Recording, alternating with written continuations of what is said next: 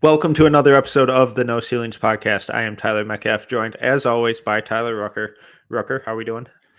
Metcalf, doing good today. It is June 7th when we're recording this. That means we're almost 2 weeks away from the NBA draft, ladies and gentlemen. It is getting crazy around here. So I'm doing pretty good today, Metcalf. You know, just kind of dealing with some life chaos, but also got some big board thoughts in my head, some mock draft thoughts in my head, and I'm excited to be talking some more hoops with you. How are we doing, Metcalf? How's everything going? Are we holding up? Are we in one piece?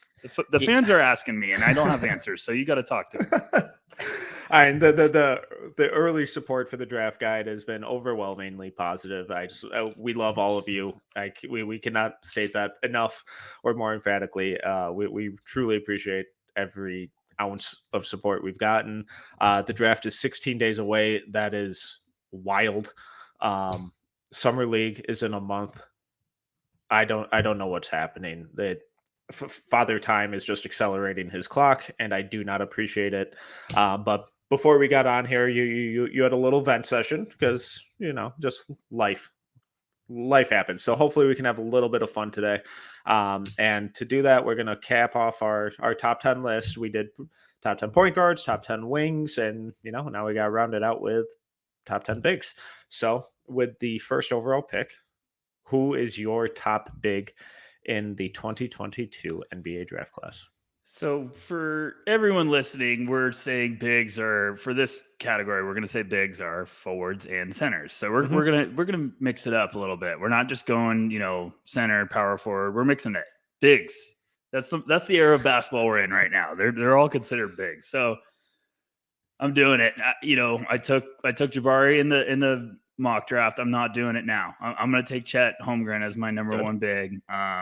The thin man, as I call him. Everyone's scared of the frame, but I absolutely love everything I've seen from Chet all year. I think me and you have had him number one on our big board all season. Yep.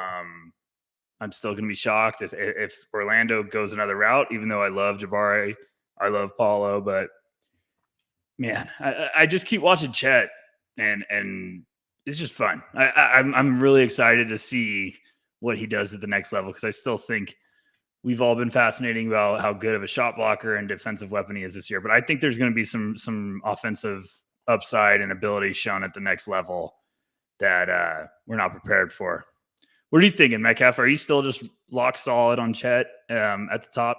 Yeah, and I'm all in on him still. It was that way at the start of the season. It's that way now. He's done nothing this entire season to, deter me from that stance. The rim protection, it's special. It's the best out of a draft prospect since Anthony Davis. And it's really absurd. And then he moves well. Offensively, I completely agree with you. I think we're just scratching the surface of what he is, and he took on a lesser role than we would expect of someone from his caliber coming out of high school, and he was just kind of a piece on offense. And I think some people view that as, oh, he just did the minimal amount because that's all he's capable of, and I view it as more, no, that's all he did because that's what he was asked to do by his coaches and his teammates. And that's a testament to who he is as a player and how he contributes to winning basketball. I just still laugh that we still get all these arguments about, oh, well, he's skinny. He's going to snap in half in the NBA. Not really. The dude's tough. The guy battles. If he was soft, if he played soft, I would get it. I would be concerned right there with you. But the guy battles on every possession. He knows exactly who he is as a player. And I would love for someone to point out one significant injury that he's had in his career. Because I keep seeing all these injury concerns, and I get it. There's more games. There's more wear and tear on the body. There's all that stuff. There's also better training staffs. There's also better rehab, capabilities and ways that these guys can take care of their bodies in the pros. So this guy he's always had this frame. This is always who he's been. He's never had a major injury. I'm not going to worry about it until we see it. I think you're spot on. I would be so quick if he was a soft, thin guy. Like if he was a thin guy that played the game soft, I'd be so quick to be like, I'm out. Because it's just the biggest. It's one of those things where if you play soft and you're skinny, it's a terrifying combination. But if you're skinny and you can bring it and be tough and physical and not back down from anyone, you have that mentality. I'm buying in on that because you're going to put on some weight. You're going to be ready for punishment at the next level. And it's like you're saying, it's not like this guy's been an injury prone star. Like he's been healthy. He's held his ground when it comes to keeping his physical shape, his health on a right level. So, man, I just feel like we've talked the same thing about Chet all dang year. And I understand everyone now that's like the late crowd that's jumping in to really obsessed with the drafts. Like, welcome, we've missed you. Like, join us earlier next year. But Chet just, he's going to be good. I'm convinced he's going to be a factor at the next level. And I do think this is the time of the year. It's like, we need to find a new path. We've been talking about how he's skinny for 6 months and more. And no one else can come up with a legitimate argument against him being awesome. It's the only argument I ever see is he's skinny. Tell me something else. If someone tells me something else, I'll be like, let's talk. Like, I'll gladly sit down with you and talk for an hour if you want, because it's just, I love that stuff. I love going the different route. Like, yes, you don't think you thought he should have been a better passer. Awesome. Let's talk about it. You thought that he should show some more on offense. Great. You think he should, be a little quicker to defending the wings or something. Yes. Let's talk about it. If you just go, hey, skinny, I'm like, cool. You must be really fun at parties. Like, that's exactly what my first thought is. And I don't know. See, now we went into a rant for 7 minutes about Chet. No, but it's important because not quite yet, because I have a little rant of my own. No, but it's important because the skinniness only matters if it affects how he plays. Yes. And it doesn't. He doesn't try to overpower people on offense. He doesn't try to out muscle guys on defense. He uses his length. He knows exactly who he is. He knows he's skinny. He knows he's lanky. He knows the guys are going to come at him and move him. He doesn't back down. He just positions himself and ushers them to where he wants them to go, so then they have no shot and he can block whatever shot they do get off. It's not a matter of, oh, this guy's skinny and he plays soft and he's hurt all the time. If that was the case, yeah, forget it. I'm out. He doesn't do any of that. He's healthy. He's agile. He has incredible length. He knows exactly who he is, and he plays to his strengths. He doesn't try to do things that his body will not allow him to do. Well, and it was like the tournament game where they were playing against Memphis and Jalen Duren, and everyone was licking their chops like, this is it. This is the game that Chet's going to look bad. And then he had that one play where Duren just beasted him, and everyone was like, oh my gosh, there it is. And then he also had 2 plays where Duren like tried to overpower him, and Chet blocked his shot. And I was like, yes, that's just like, I could live with that. It's going to be fine. Like, what, Duren's 60 or 70 pounds heavier than him, and still Chet's like, okay, fine. But for anyone that didn't see the Portland Trailblazers photo of Duren working out, it looked like my man put on another 20 pounds of muscle, so he looks like a horrifying figure. But we'll get to that later. But yeah, I just, now I'm fired up. We had the Chet therapy to start this one off. I thought this was behind us, but that's why we love to do the podcast, folks. No, because we brings got out the best in us. We got at least 16 more days of Chet is skinny, leading into all of the NBA fans who didn't pay any attention to the draft, being like, "Who's this skinny guy?" And then we get to do it all over here again. For them. We're here for them. We're going to help them out for a while. Welcome to class. Okay, Metcalf. All right, we got to move on. All right, number 2. There are 2 obvious names that I could go with. I'm going to go with the guy who's been number 2 for me for most of the season, Jabari Smith. Just an elite shooter, elite defender. I wrote about his defensive footwork at the very beginning of the season over at NoCeilingsNBA.com. It's completely free. Feel free to subscribe while you're there. I love this dude. Just because I don't have him at number 1 does not mean I don't love this dude. I love the fire and competitiveness that he plays with. His defensive versatility, I think, is really legit. The way he gets down in a low defensive stance is incredible for someone his size, and how quickly he moves and reacts and adjusts his feet and is always on balance. It's incredible. I don't love the lack of rim protection necessarily, but maybe some of that was due to the fact that he was playing with one of the best rim protectors in college basketball history in Walker Kessler. So I'm willing to, have my opinion swayed significantly on that based on what we see in the pros. Offensively, just the best shooter in this class. And it's that simple. At 6'10", perfect shooting mechanics, versatile shooter. He can't, I worry about the ball handling. But with how tough his shot is to contest, how consistent his mechanics are, and how easily he gets into those jab step 1-2 dribble pull-ups, I don't think it's going to be a huge issue.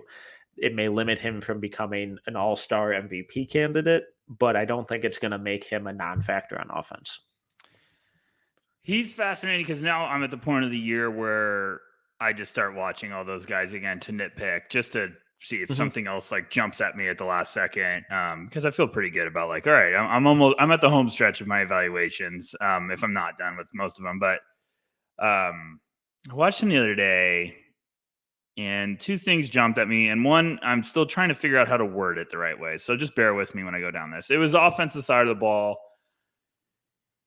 The handle and some passes he makes, definitely like they just need improvement, but I think it's going to come. So like, I don't think the handle is as miserable as some people will hint, but it does need work. If that makes sense,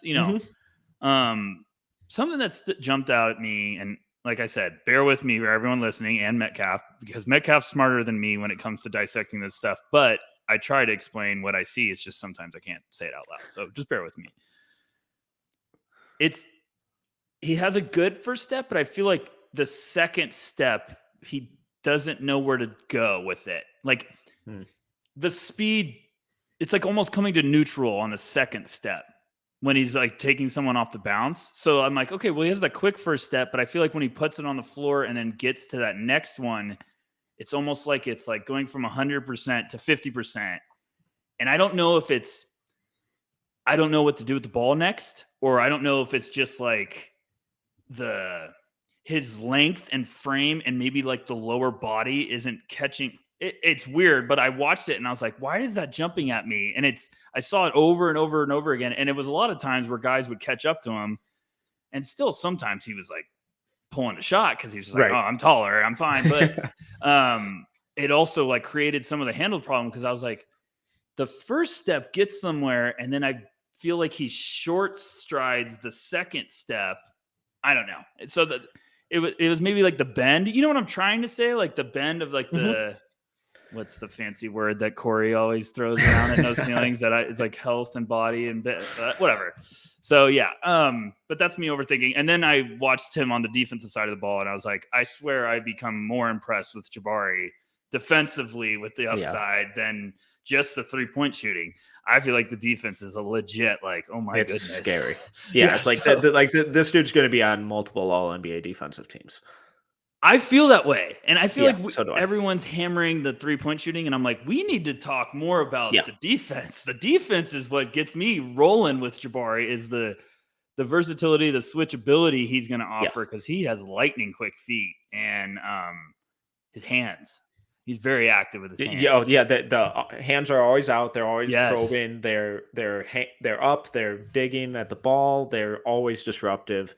And his defensive. He's in his knees are bent at like 90 degrees the entire freaking time, and he's 6'10". It's like, what the fuck is this? And that's what confused me with the offense, because I was like, he's so bendy and movie on. So I was like, I don't know. He also just might be figuring it out offensively still. Yeah. So, to circle back to that second step and what he actually does off the dribble, do you think that's just a symptom of him not having confidence in his handles right now? I think it is. And I think that's where I'm trying to come back to, is I think it's creating the problems with his handles because he doesn't know what to do.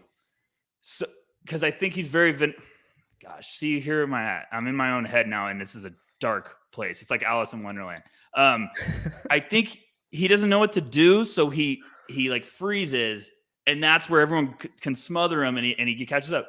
But it's fixable, because if he develops his counters, his handles, then that could go away, because he's going to be like, I'm way more confident now. Now I have a mission where I'm attacking. But it also turned to, like, you could see this year when people came up to him, he's like, oh, I'm 6'10", and my shots, makes me 7'2" because it's so high. So whatever, I could shoot this. But I love Jabari.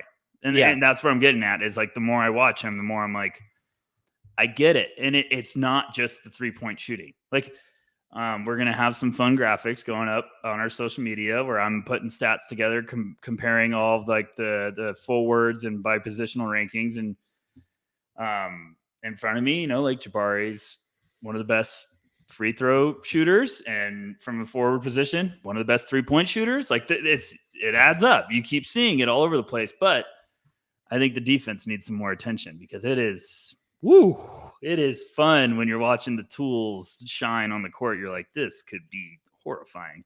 So I'll shut up. Sorry to circle back to the ball handling for the third time, but kind of similar to Chet, where the only weakness everyone points out is the skinniness. Yeah. The only big concern that I really see with Jabari is the ball handling. And I get that, because if you're going to view this guy as a 6'10" wing / forward MVP candidate, you want the dude to be able to create his own shot by more than just 1 or 2 dribbles. How easy do you think it is to really improve the ball handling? Because I keep seeing mixed reports on that. As I'm not a coach, so I don't really know. I know Paul George is kind of the poster boy of like the outlier improvement from college to where he is now. That's not the norm. I'm not saying it is or should be the expectation, but how realistic or how improvable is that skill, do you think?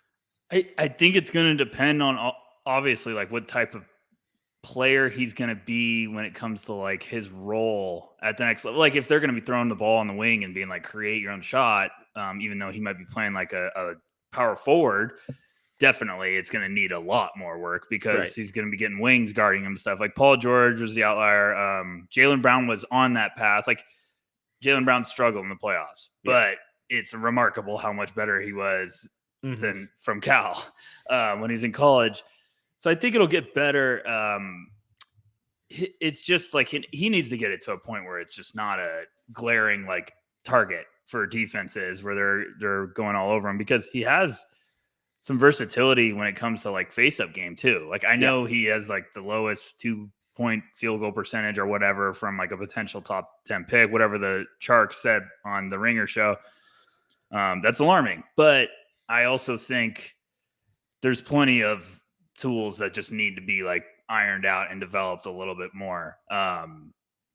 So I think he'll get there. I think I still love all the tools.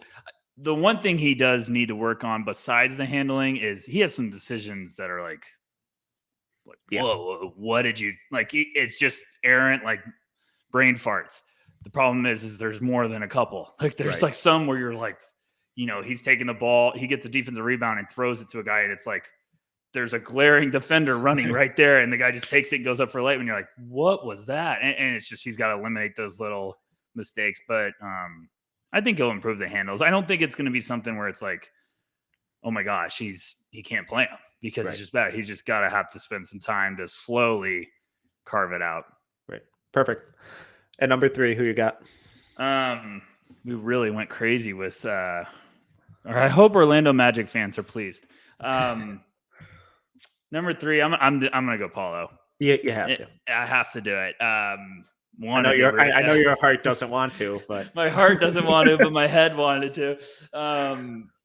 No, I mean, I've been a little tougher. I have Paulo number 2. I feel pretty good about it. As much as I love Jabari,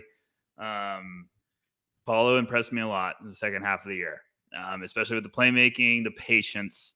I thought the patience was the biggest thing that swung my opinion about him. Is he waited for his shot to create. Like he waited for it to develop. Instead, in the beginning of the year, I thought he was rushing every wide open 3 he had. He was like, I'm taking it.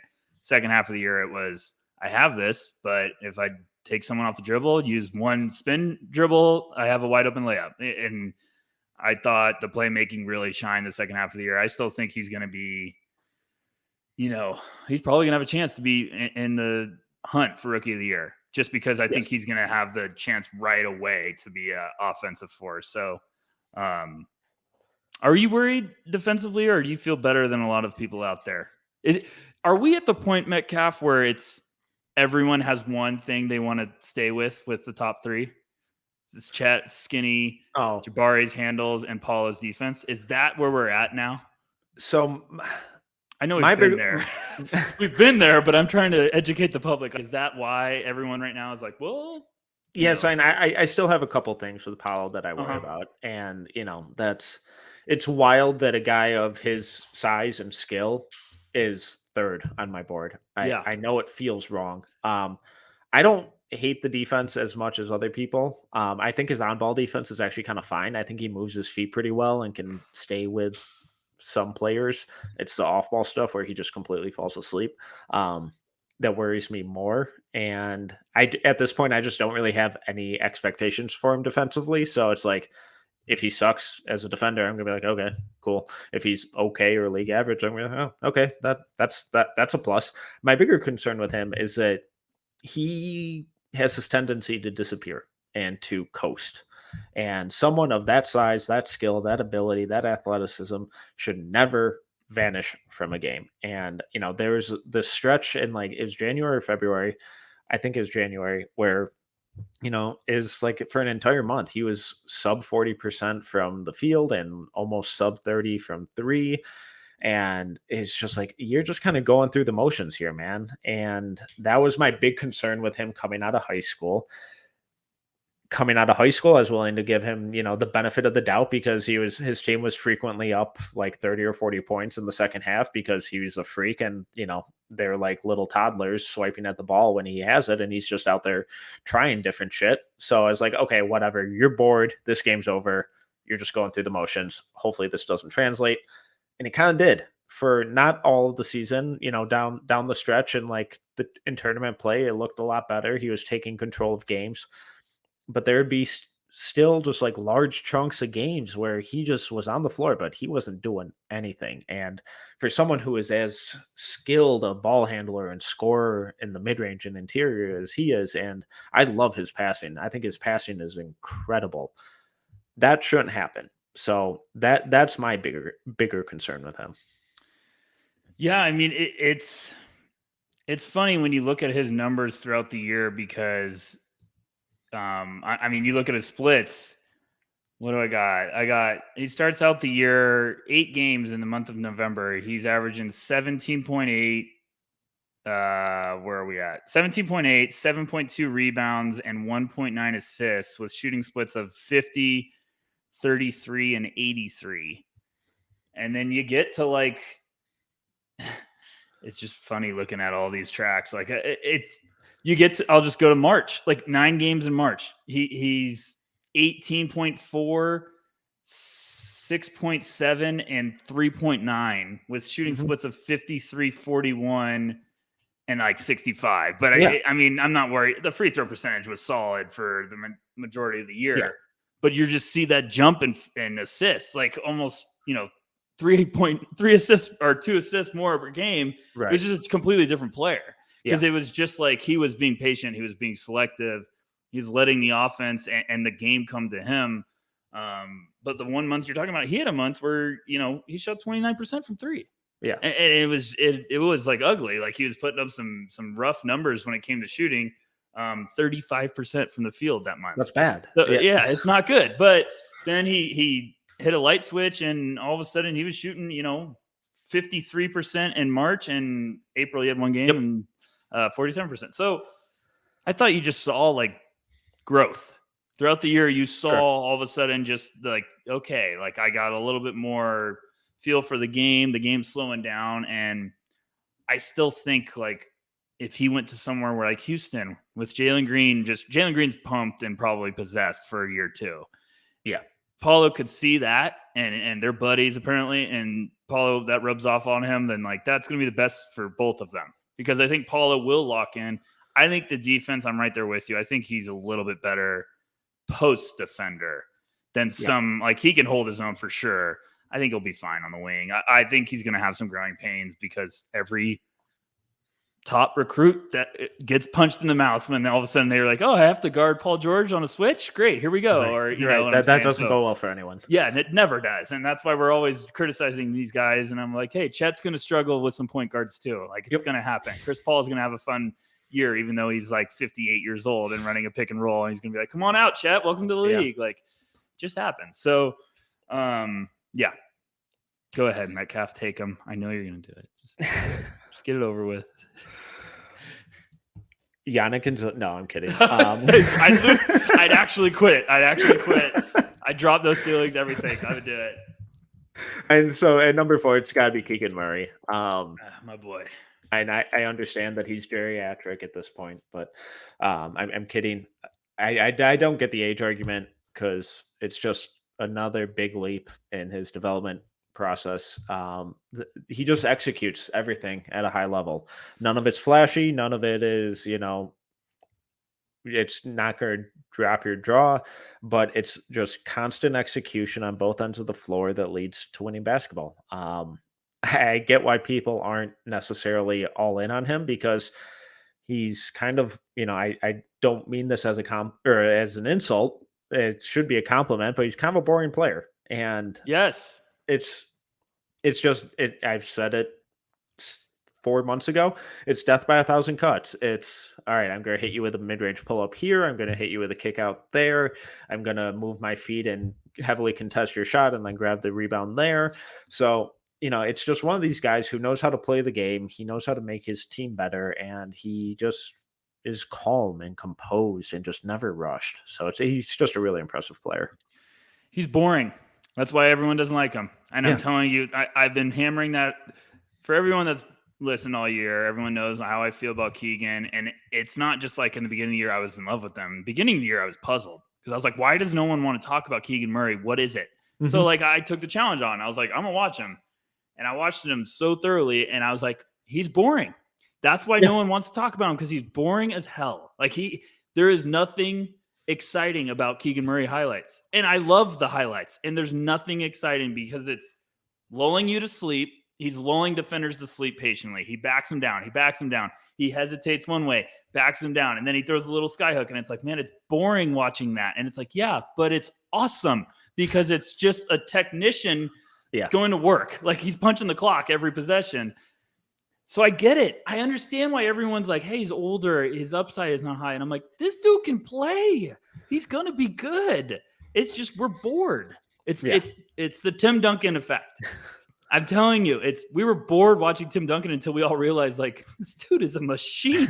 Like, he's shooting bank shots left and right, just putting up 20, 25 and 5 blocks. Like, I love him.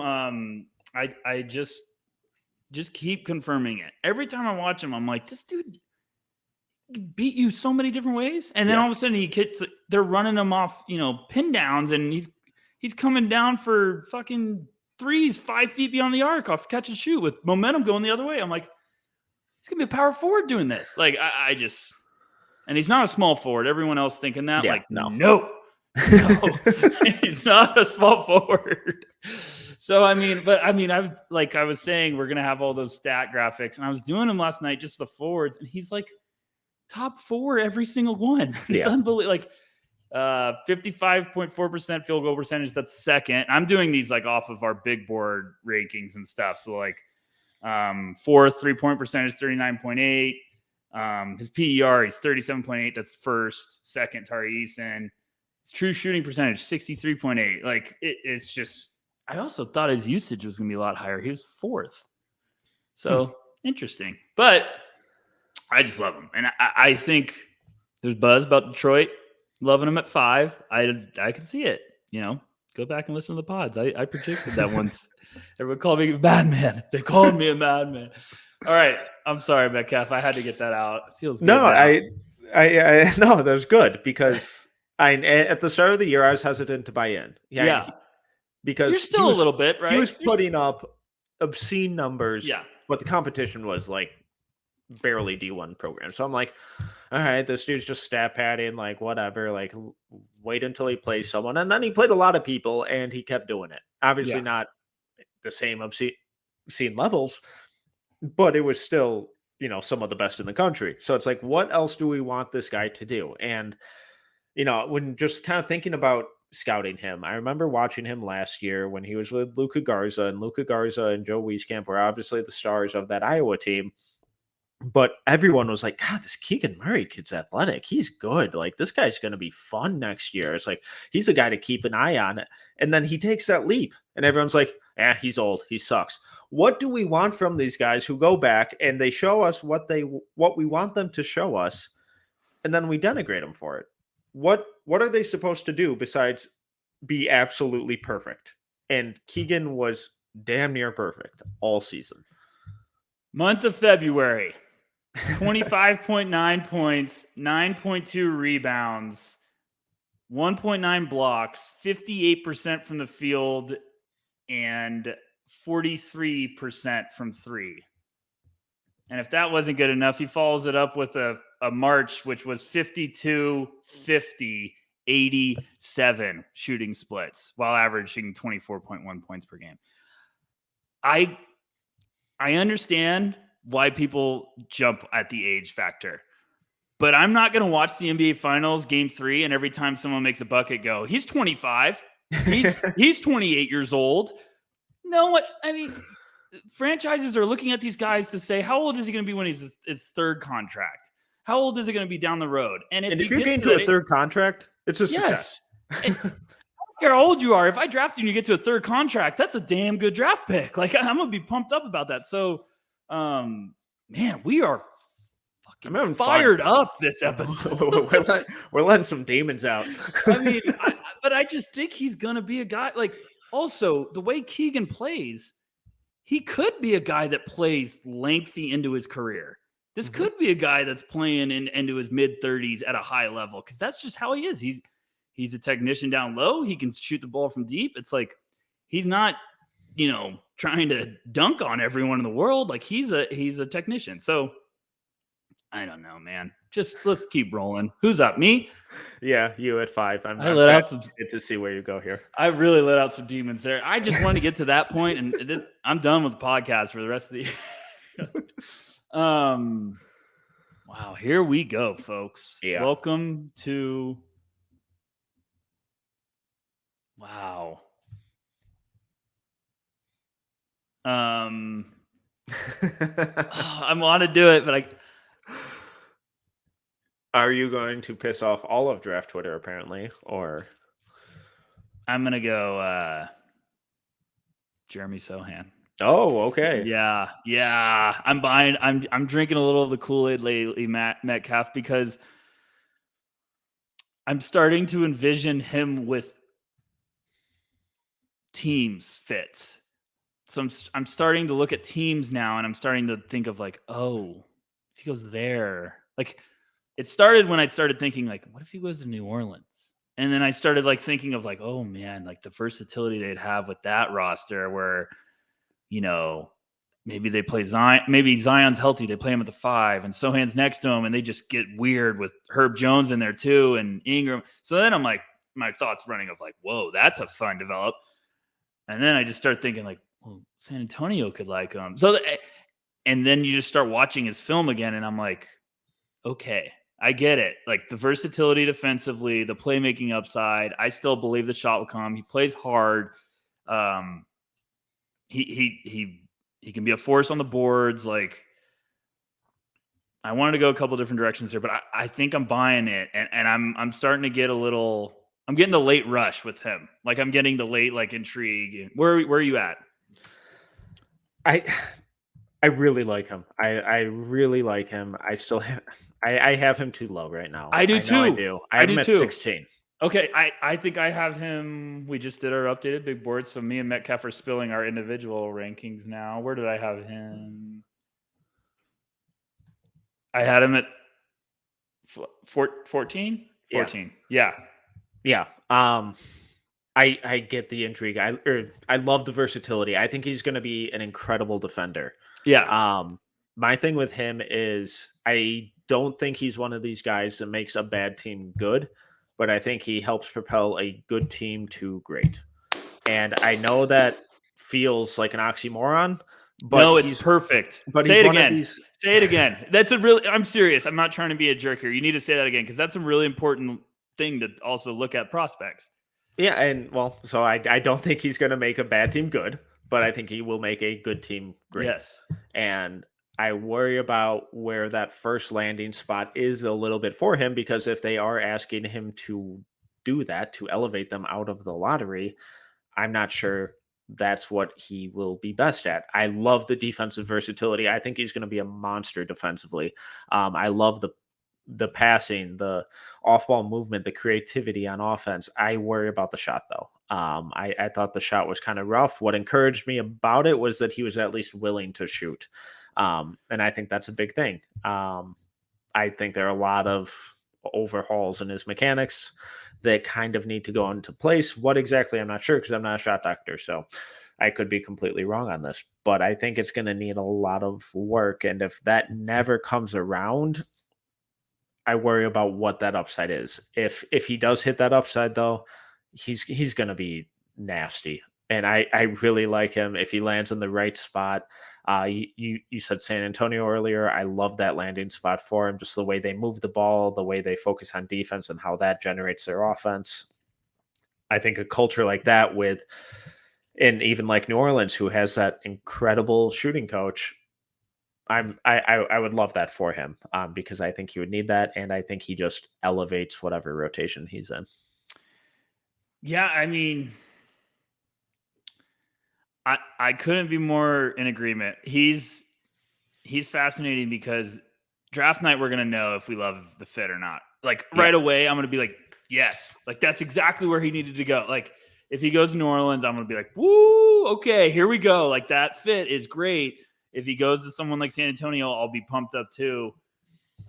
He's been rumbling like OKC wants him. I don't know if I'm believing that because that's not very OKC like to all of a sudden have a leak this, far away. Right. So that could be a very smoky rumor, but I would still love that if they somehow got Chet at 2. That's what you're talking about. Like that would be a fit where it's the team has a lot of offense and stars, but he's helping that team move in the right direction. But if he goes to somewhere like Portland where they need him to be a weapon, that could get ugly, because I still think he needs to be a complementary plus where it's like he really is a nice piece to have defensively. Mm-hmm. I hate saying this, and I'm not saying he's this player. No, you're gonna say his name. Yeah, I'm gonna say it. I'm saying it's the how he is with this team. Yeah, like Draymond. Yeah, and he's not Draymond at all. But he needs to be that for the next team where it's like he's the enforcer. He's the defensive lockup guy. He's playing crunch time minutes for New Orleans. Like even if he's not scoring because they have CJ McCollum and Brandon Ingram. That's what I'm just saying.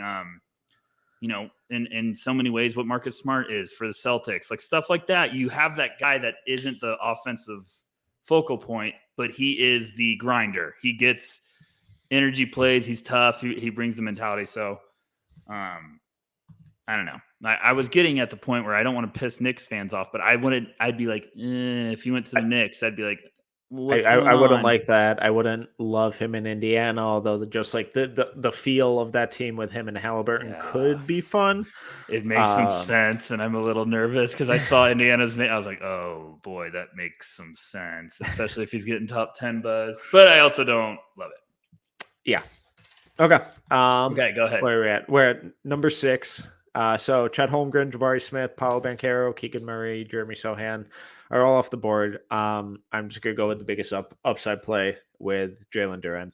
Wow, I thought you might have gone somewhere else. No, Interesting. No. So I have them back to back. I'm pretty confident I know who you're talking about, but I still think we forget how freaking young Duren is. This kid. Are you buying back in? You're getting the late rush, aren't you? No, I've had him at like right around 10 all season basically. Mm-hmm. And he's at 10 right now. I don't really see my lottery changing a ton up until, however many more of these we do. But I just think it's so important to remember. I don't like factoring in age a ton, but this kid should have been a high school senior last year. He should be going into his freshman year of college this year, and he's going into the pros. And I think the fact that he's built like an Adonis makes a lot of people forget that. And he is one of the most physically impressive prospects in recent years. And he showed meaningful improvement throughout that season, I thought. The first 3/4 of his season, I thought was a disaster, and that Memphis situation was probably one of the worst he possibly could have played in. He needs a point guard. I don't think he's a ton more than a rim running guy on offense. I worry about that he can't really create his own shot, but some of the passing flashes were really encouraging. And then interior defense, I think he's got incredible rim protection upside. But me and you have talked about it a lot. I don't think he's anywhere near as switchable or mobile on the perimeter as a lot of people try to make him out. But it's the age and the athleticism upside with him it could be really special. Yeah. I it's one of those lurking in the back of my head where I'm like, come on. He showed some signs throughout the year. He did everything you wanted him to do. He's one of the youngest guys. He's a freak of nature. He just keeps trending the right way where I'm like, I got him lower than I feel like I should. Where did I have him? I had him at 11. Yeah. And I was like, I'm fine with that ranking, but I also am like, he's going to go in the top 10. Someone's going to buy. And it's just funny because now Portland posted that video of him working out and he looks like the Incredible Hulk. And now everyone's like, well, interesting. Portland, huh? And then Gavoni posts the mock draft today on ESPN and it was like perfect need Jalen Duren to the Blazers. And I was like, Gavoni, easy. You're a storm up. I don't know. I get it. We've been saying this the whole time. It's like some NBA front office is going to watch this kid in an open gym and be like, my goodness, look at this. And he does look like he put on another 15 pounds of muscle. I mean, the dude looks – it's absurd. He looks like he's going to lift a building. I mean, it's just unbelievable. Like maybe that's been his off-season training program. He's just literally lifting buildings. Yeah. I mean, that's what it looks like. So I don't know. I'm intrigued by him. I still think the youth just keeps coming around to me. And I know we talked about Keegan Murray earlier where we're like, oh, his age, blah, blah, blah. But this is a different story when this is supposed to be a freshman this year. He just is now getting ready he's going to be 18 when he plays his first NBA game. He's going to be 18 years old. So, I mean. Well, and he showed improvement throughout the year, which is a big thing for me, where his defensive awareness improved, his passing improved, his ability to score improved, his motor improved. Not drastically in some cases, but there were steps in the right direction. And the fact that he showed that improvement at such a young age in such a horrible situation, and he's a guy who needs a point guard. That's all it is. And he didn't have, God knows he didn't have one, but the fact that he was in that situation at that age and showed steps in the right direction, I think is really important for me. Yeah. I mean, if he's at Duke instead of Mark Williams, are we talking about him as a top 6 pick? Like, I mean, we never know because that's how brutal his year was with Memphis. Like, if you watched the beginning of the year, you were like, oh my gosh, watching Memphis's offense is like punishment for crime. Like it was the worst thing to watch in all of college basketball this year. It was brutal. I mean, I straight up did not have a good time.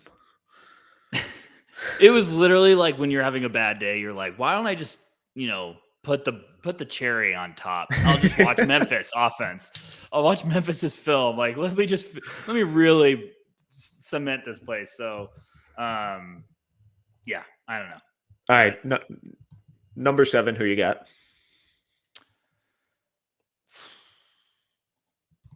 I can't do it any longer. I'm taking Mark Williams. Yeah. That's who I thought you were going to take 2 picks earlier. I was looking at it and then I was like, let me give Jeremy some love because also like every time now I see his name, I'm thinking of the Pearl Jam song, Jeremy, but Mark Williams, what a guy. Just, He's perfect. If Jalen Duren could lift a building, Mark Williams could reject it. No, he could block it. I'm interested to see where he goes, Metcalf. I think he could go a little early. I think someone's going to fall in love with him. I don't know. So where do you have him right now? I have him at 11. So him and Duran are back to back for me.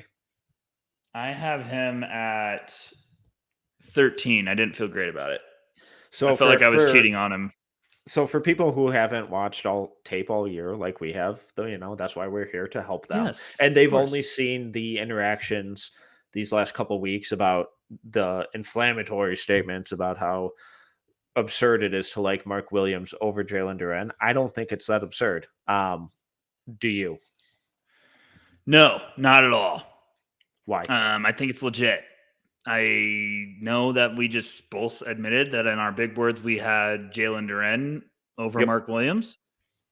If I had to draft, I'd probably and I really want depends on where your team is at mentally. Yep. But if you wanted we need a big. That's all we need. We need a big, and this team's ready to take off. I would take Mark Williams. If you're like, hey, we need a star. We have time. We have patience. We have, the ability to wait a while. We have some security with our job. I take Jalen Duren. It's that simple. But I think Mark Williams, he's going to be ready to roll. Like, he's going to be a guy that you can't keep off the court. I mean, everyone was like, oh my gosh, his wingspan, he measured so impressive. But I'm like, just watch tape. Just watch the tape. He ruins people's lives in the lane. Like, when you get into the lane and you turn around and it's Mark Williams, you're like, this sucks. And then you dribble out and you're like, okay, I'm running into all these numbers. But he just plays so hard too. I think he's going to be an impact. I think he's going to be great wherever he goes. He also got good hands and he's a lob threat. I think he's going to be able to switch on people. So it won't shock me if he goes in front of Duren on draft night. Will not shock me at all. Because I think he's also going to he's going to interview well. He's going to be a guy that everyone's like, hey, look, safe play. We got a guy that's going to be a good center, a good piece for us moving forward. So what about you? You think it's crazy? No, I don't. And I fully understand both arguments, but I love Mark Williams. I think he is absolutely perfect. I missed the times earlier this year when it was realistic that he could fall to the Timberwolves. That's not going to happen anymore. Right. I think he's one of the best rim protectors in this class. I love the different looks he shows defending the pick and roll. He can play high. He can play drop. He can, play a really strong cat and mouse game. He moves his feet really well. He's always on balance. I keep seeing that, he has heavy feet. I'm like, not really. Like he's not fleet of foot, but show me a goddamn 7'2" center who is. He is always on balance. He slides his feet perfectly, and he compensates for his lack of, let's say foot speed by using his length and making those guys take those rounded out drives to the rim, allowing him to catch up. So his positioning is so good. His composure is so impressive. That Duke defense was awful this year, and he cleaned up so many of their issues single-handedly.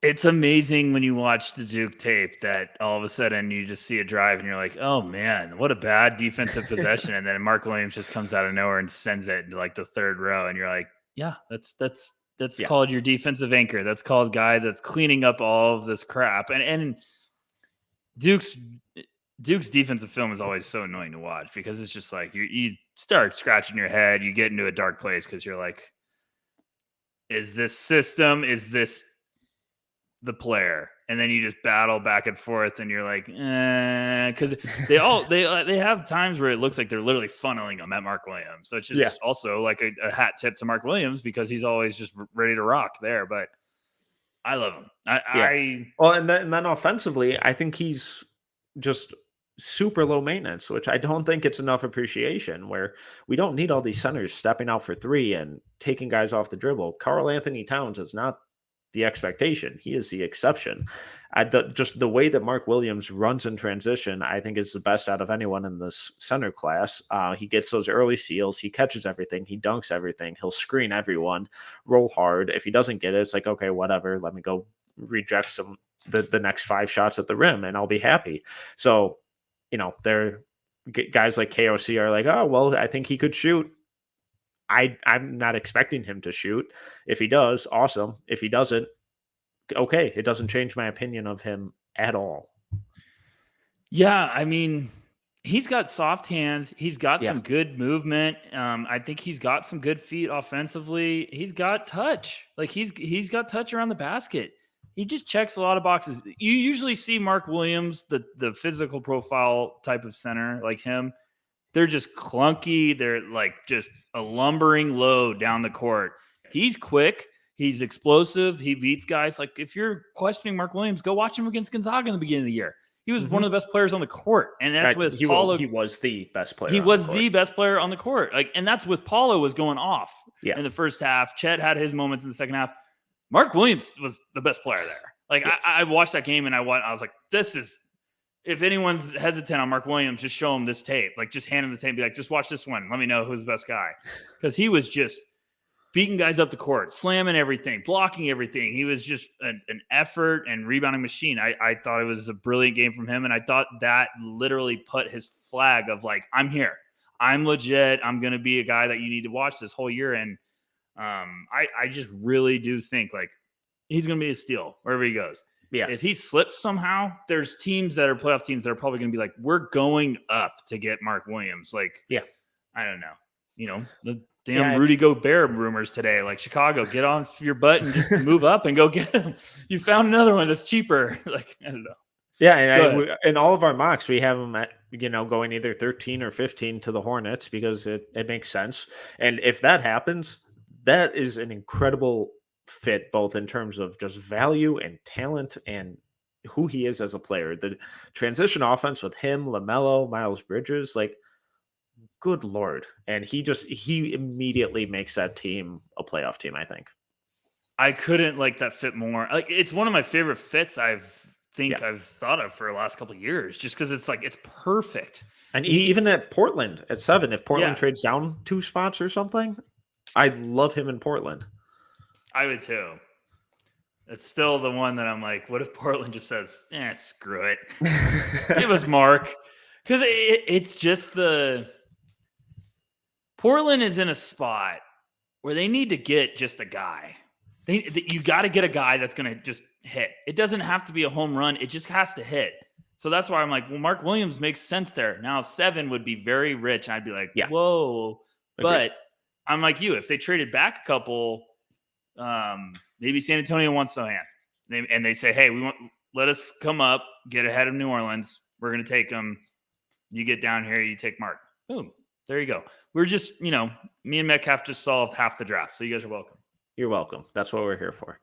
Well, at number 8, this is, in terms of where my board is, probably like 10 or 12 spots here of difference. But I'm going to go EJ Liddell, who is my absolute dream for the Timberwolves at 19. I think the shooting improvements that this guy showed this year were legitimate. He's listed at only 6'7", but he plays like he's 6'10". I get a lot of like Kevon Looney vibes from him, just the way where like Kevon Looney, I believe, is listed at 6'9". That dude looks like he's 7 feet tall when he's out on the court.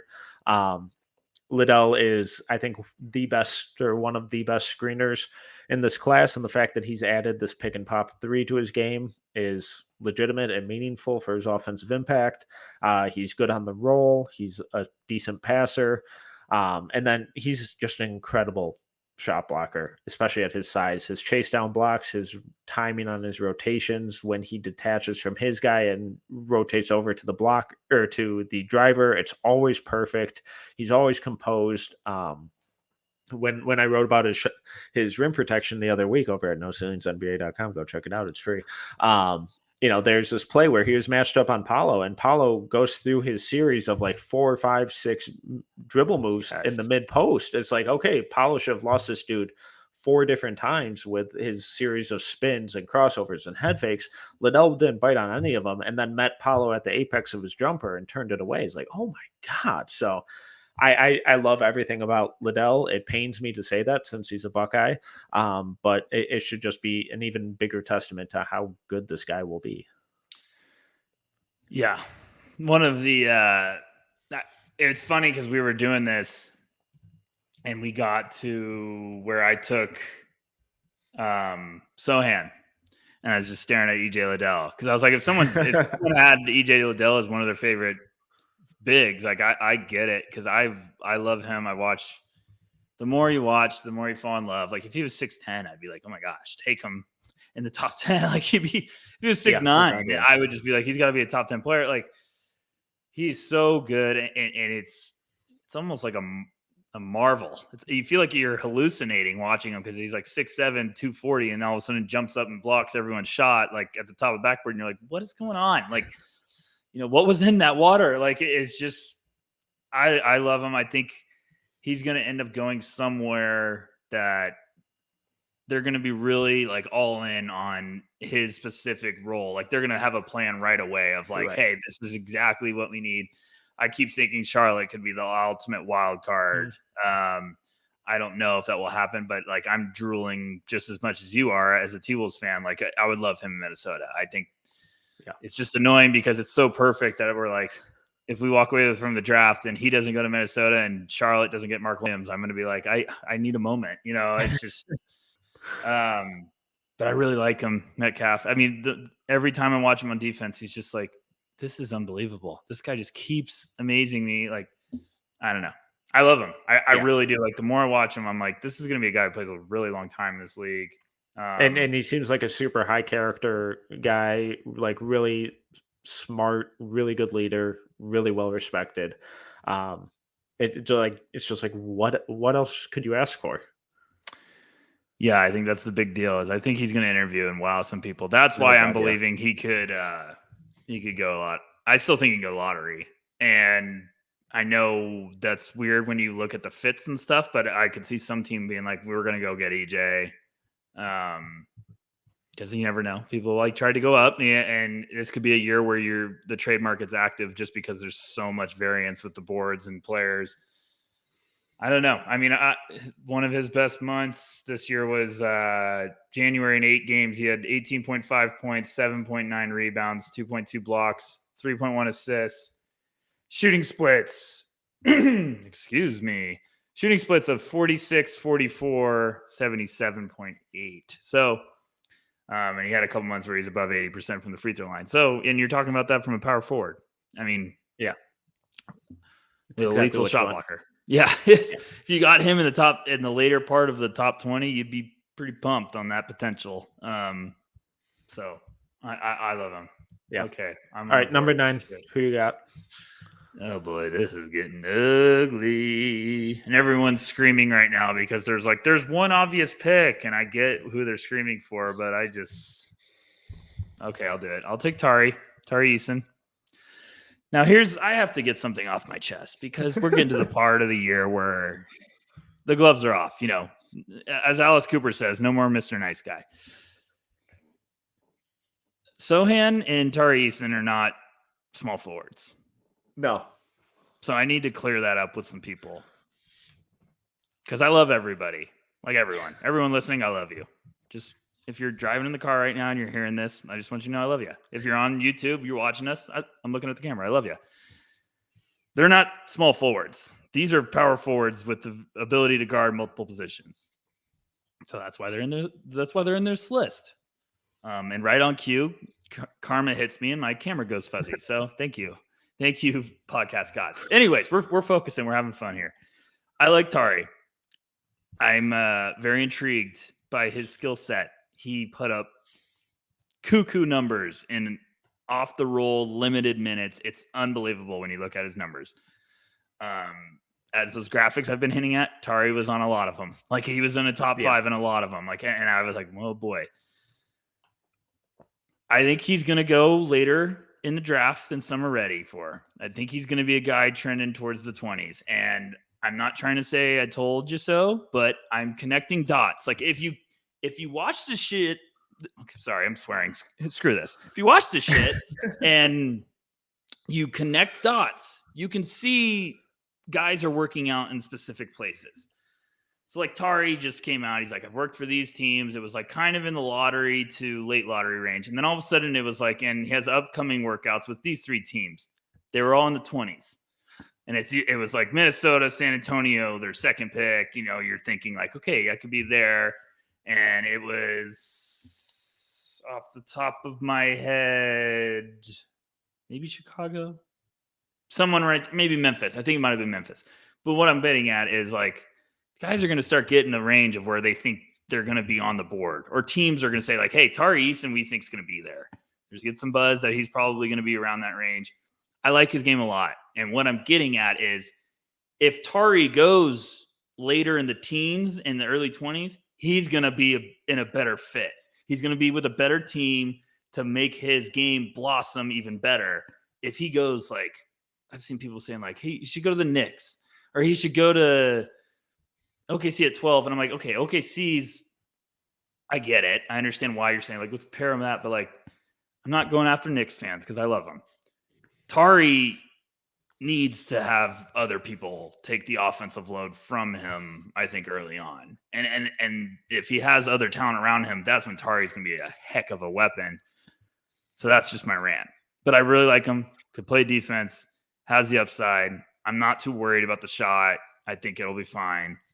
And he's athletic freak. I just think he's going to go to the right place. And I think if he goes later, his career is going to look a lot better. So there you go, Metcalf. That was my rant. Sorry for swearing. How dare you? I said a bad word. I'm a saint on this podcast, and here you are with your. Okay. That was the best joke of the year. So I have him at like 23 right now, and that's not because I dislike him or anything like that. I think he's a good player.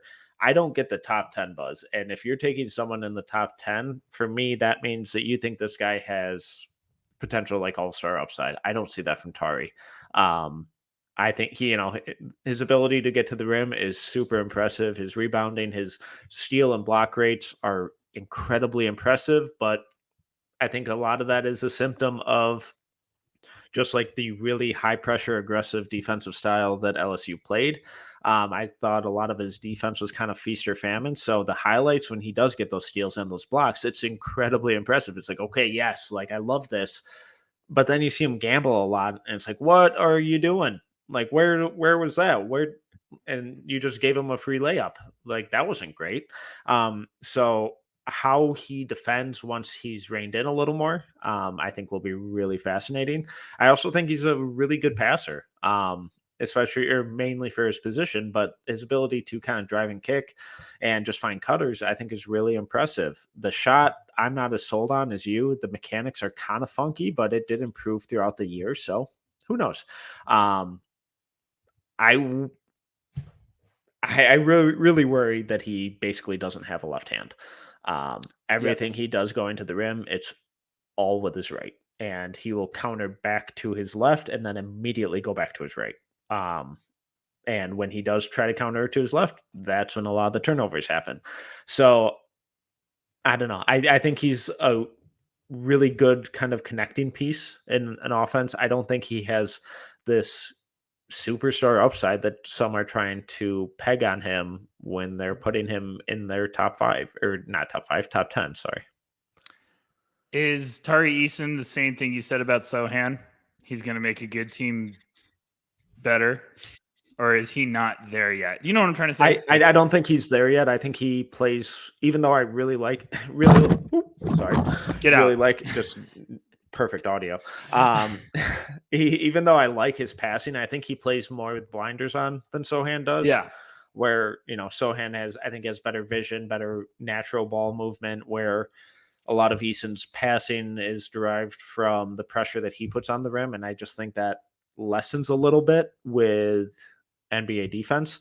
But I know the counter argument to that will be, well, he'll be playing with better spacing, so he'll be able to get to the rim easier. So it's a little bit of a Sophie's choice. I think they're really similar players. But I think the overall just feel on both ends of the floor for Sohan is a lot higher, where he does generate those blocks and turnovers, but then they're not just a result of him recklessly gambling as much as Eason did. Definitely a gambling man. I did an episode with Nathan on Draft Deeper, and we were talking about Eason, and I was like, yep, he's a gambling man. He's going to have to really work on that, because NBA teams, if he keeps doing that and he gets, he doesn't get a steal, they're going to be like, there's the bench, go sit. Like, we need you to play organized defensive rotation team defense because you can't be leaving us out to dry just because you're trying to get a steal. Like we've talked about before, like I'm not sold on the outside shot. Like I don't think he needs to have the outside shot be like the go-to. No, I don't think it's there yet, but it could be something that like, okay, if it's going, it's going. Because like you look at his splits, we're doing this with everyone, so I might as well keep the train rolling. February, 8 games, 18.1 points, 6.5 rebounds, 0.8 assists, 2.9 steals, 1.4 blocks, shooting splits 50, 50, 77. Yeah, that sounds awesome.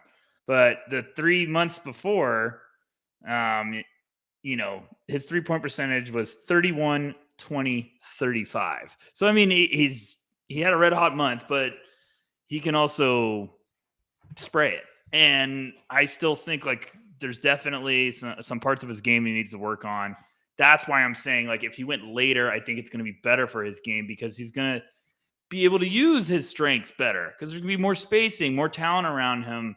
The left hand is really something that you can't ever overestimate that.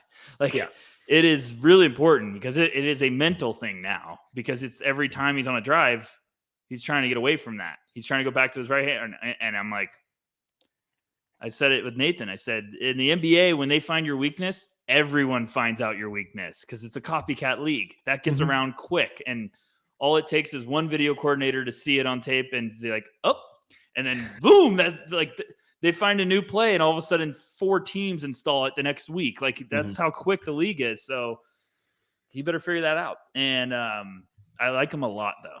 Like throughout all that, I like him a lot. I would love if he landed with the Timberwolves. He's another one of those guys where, I would absolutely love that fit. And I just want to circle back to his defense real quick because I know people are losing their minds because block and steal rates are some of the more translatable defensive metrics. And I'm looking at just Bartorvik right now. Tari Eason had a block rate of 6.5 and a steal rate of 4.6. He was the only player in the country to hit both those benchmarks of at least 4.5 or at least 6 for block and 4.5 for steal.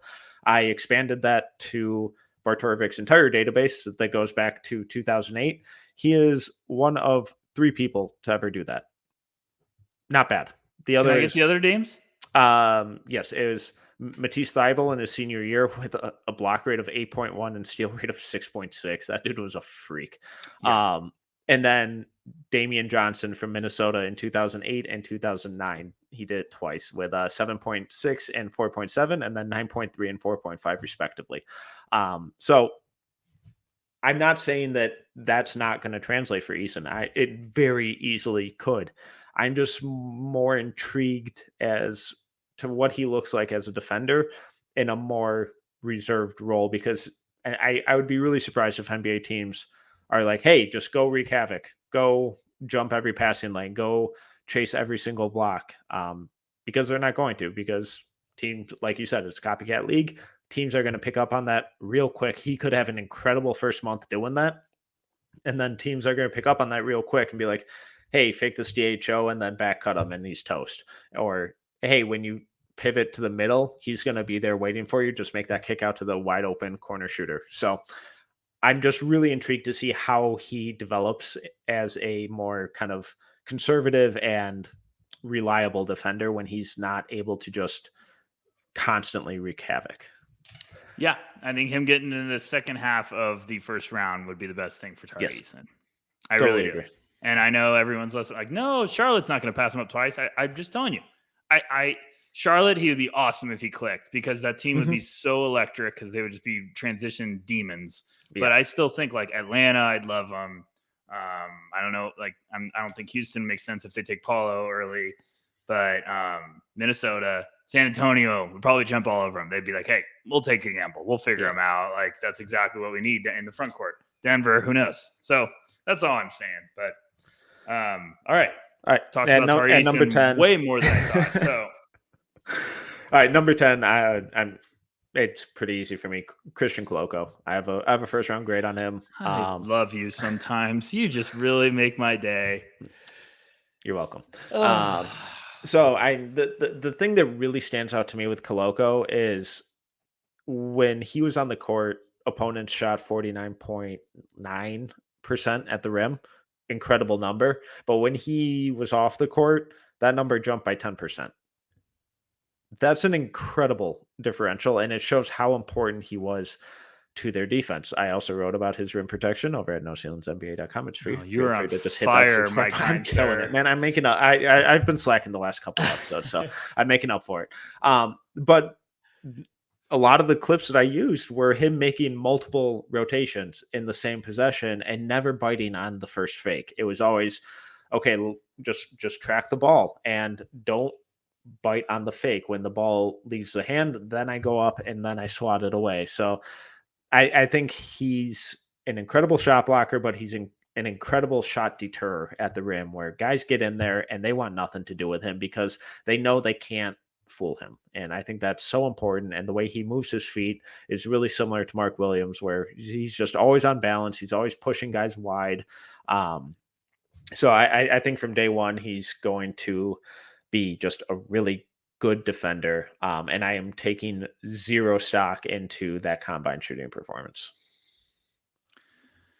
Yeah, I watched Arizona more than anyone. I don't get why people don't love him. I love him. Yeah.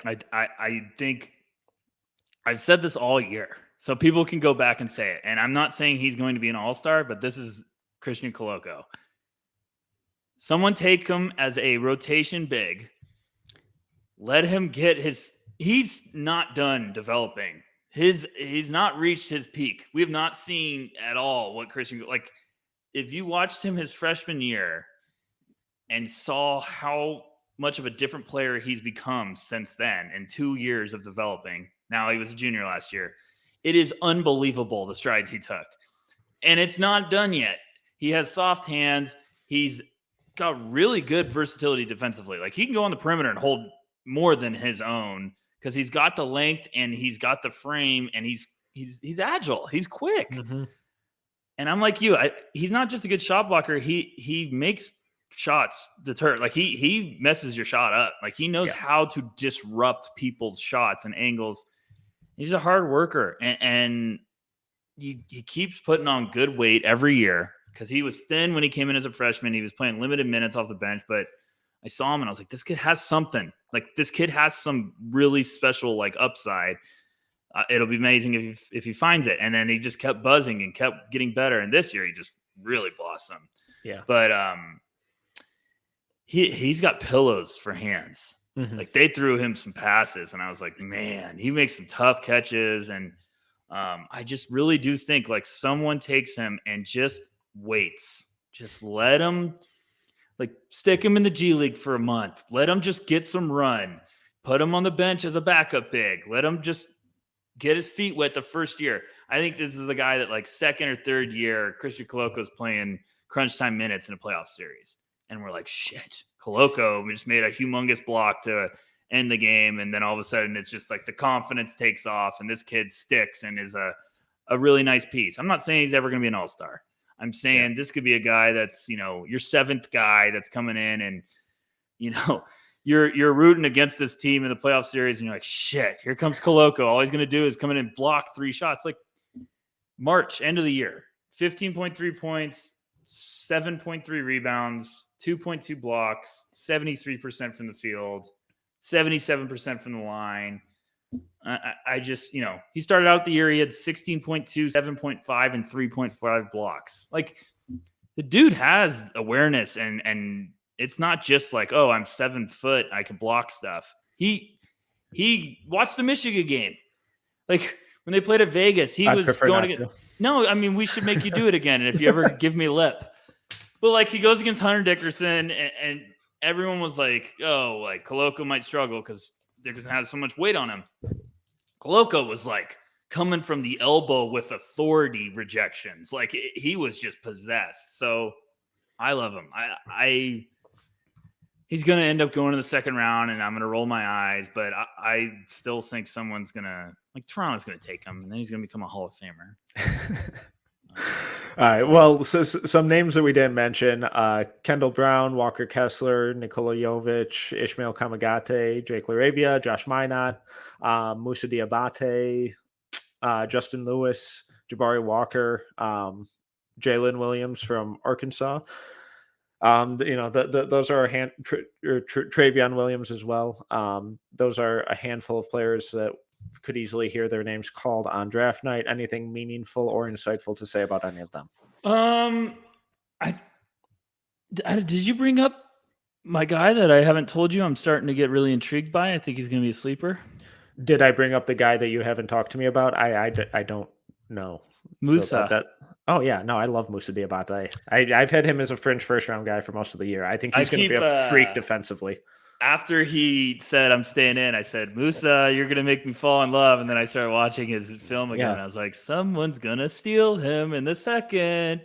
Yeah. If they don't steal him in the first. I was just like, I just think that's exactly like, I don't know. That's who I think. Koloko's the center stretched out, skinnier version, but Musa is the I don't know what I'm doing yet, but I play my butt off. Yeah. And I think someone's going to develop him. Memphis is going to get him and be like, hey, we'll unleash him in 2 years. Yeah, that's the big thing with him is that he just doesn't know what he's doing yet. Maybe the highest motor in the draft, incredible physical tools, great rebounder. I think once that game slows down for him mentally, he's going to be a defensive monster. Or really early in the season, I did a hot take episode, and I was like, well, are we sure that Musa isn't Michigan's best prospect? I think he is. Just saying. So.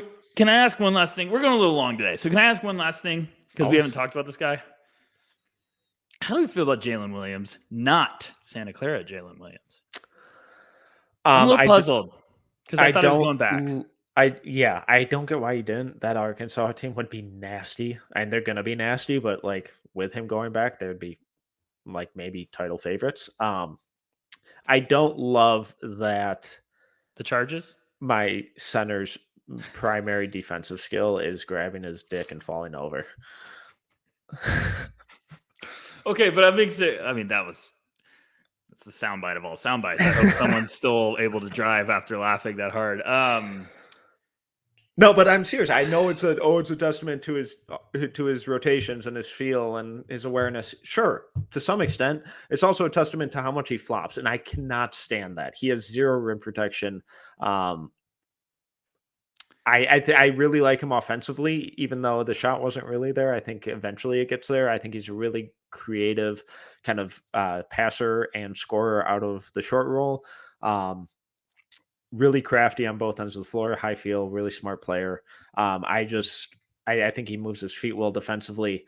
I just don't know what you do with a guy like that as your primary rim protector. He's so fascinating because I watched him and I was like, go back. And then he didn't go back. And I was like, why? Like, you could have gone 20 spots earlier than you might go. Like, I don't know.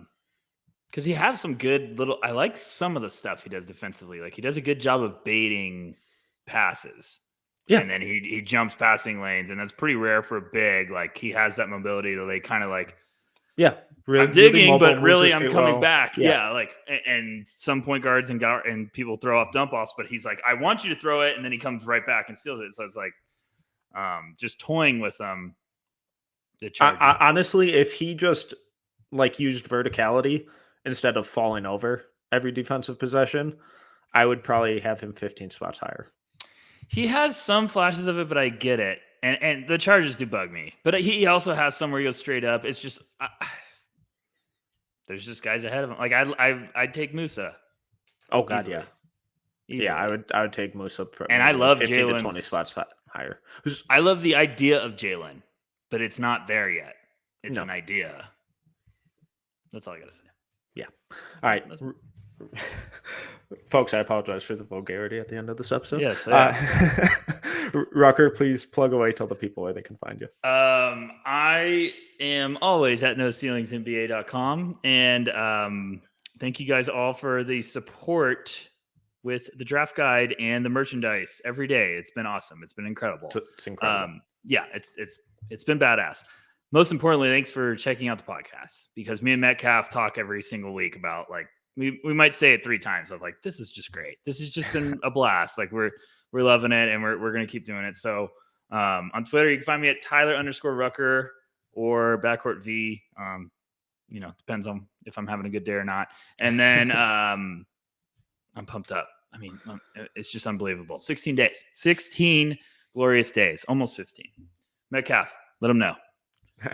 I am Tyler Metcalf. You can follow me on Twitter at tmetcalf11. You can find our draft guide and a whole bunch of merchandise over at noceilingsnba.bigcartel.com. The support you guys have given us it's honestly been overwhelming. I hope you all know that it has not gone unnoticed or unappreciated every day as a group. We're just overwhelmed by the support we've gotten as this being our first season together. You can find all of our written work at noceilingsnba.com. Feel free to just hit that subscribe button. It's 100% free. It gets delivered directly to your inbox every time something is published, which is a daily basis. You can follow us on Twitter at noceilingsnba and find us on YouTube at noceilingstv. If you enjoyed this episode, please make sure to subscribe, leave a review, and 5-star rating. Until next time, see ya.